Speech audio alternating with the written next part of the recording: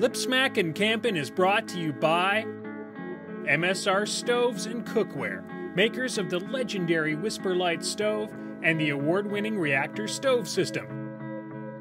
MSR has been fueling outdoor adventure for over 40 years.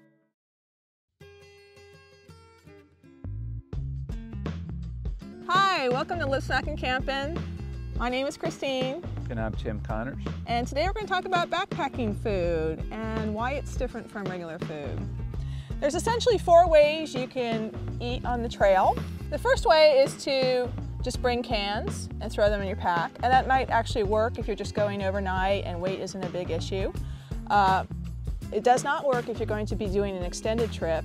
If you begin the Appalachian Trail after Amicaloa Falls, one of the first things you're going to discover in the huts is that they are full of canned food. And initially you might say, why are these full of canned food? Are people trying to help one another and give their food away? And the reality is that a lot of long distance backpackers think that they can bring canned food or heavy items like big jars of peanut butter and head on out. And Amicaloa Falls is a very steep hike. It's a way to break you into that trail, and they learn very quickly that that's not going to work.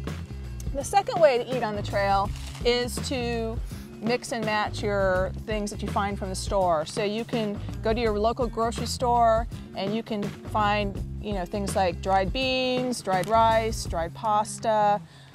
Some interesting places to find ingredients are the Oriental stores, Mexican stores, health food stores often have some interesting eclectic variety that you can mix and match. The pros and cons to that are that you're often dealing with processed foods, so you may get things that are high in sodium, low in nutrition. You need to watch out for that. Preservatives and whatnot might upset your stomach along the way. It can be a fairly inexpensive way to go. There are a variety of items already dried for you, such as products that you can find often on the internet, dried fruit, dried vegetables, and you can mix and match these up and create your own dishes. The third way to eat on the trail is to just go to one of your local outdoor stores and purchase a package of food that's already made for you. This is very convenient, super simple. You just grab it, you throw it in your pack, and you go. The cons to that, though, are that the company that makes these items is going to be determining what you're going to eat, and often that's not a problem for many people, but if you're going to be out for an extended period of time, you may discover that you get tired of eating the same food over and over again. But probably one of the bigger issues is the cost. It can be kind of expensive to eat this way. And they are also, as far as nutrition, when you're trying to determine how many calories you need, if you're going out for an extended period of time, your caloric needs increase. You're going to find that maybe these packages, prepackaged items, don't exactly match your needs at the time, especially once you've been out for a while. Yeah, the serving sizes can be a bit awkward and hard to match, right? Right, exactly, right. The final way to eat on the trail is to make your own food. And this is essentially where you prepare your food like you normally would at home, maybe make the pieces smaller. You don't want big chunks of anything when you're preparing backpacking food.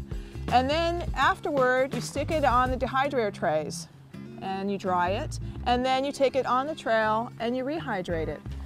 So the cons to this are that it does take a little more work, although you can prepare food in mass when you're doing this. Line up every single tray and just keep that dehydrator going until you're done. But the pros are one of the reasons why we do this. And the pros are that you can choose whatever food you want. As long as it's not high in fat, you can pretty much dry anything as long as you make sure the chunks are small, not too big. You can your grandmother's favorite stew, your favorite chili, whatever it is, you can actually make it and have it for yourself when you go on the trail. And it's going to, even though it may not look exactly the same, it's going to taste exactly the same.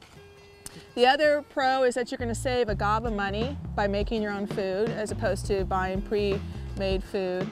And of course the nutrition aspect, because nutrition becomes extremely important when you're out for an extended period of time. So by preparing your own food, you can assure that your caloric needs are met, your fiber, your sodium, whatever issues you're dealing with specifically, you're in control. No one's telling you what you're going to eat that night. You are in control. So that's why we really love dehydrating.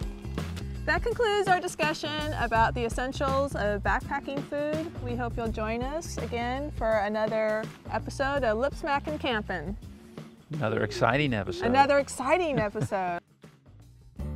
For hundreds of mouth-watering camp recipes and invaluable information for making your next camp trip memorable for all the right reasons, check out Tim and Christine Connor's best-selling series of books.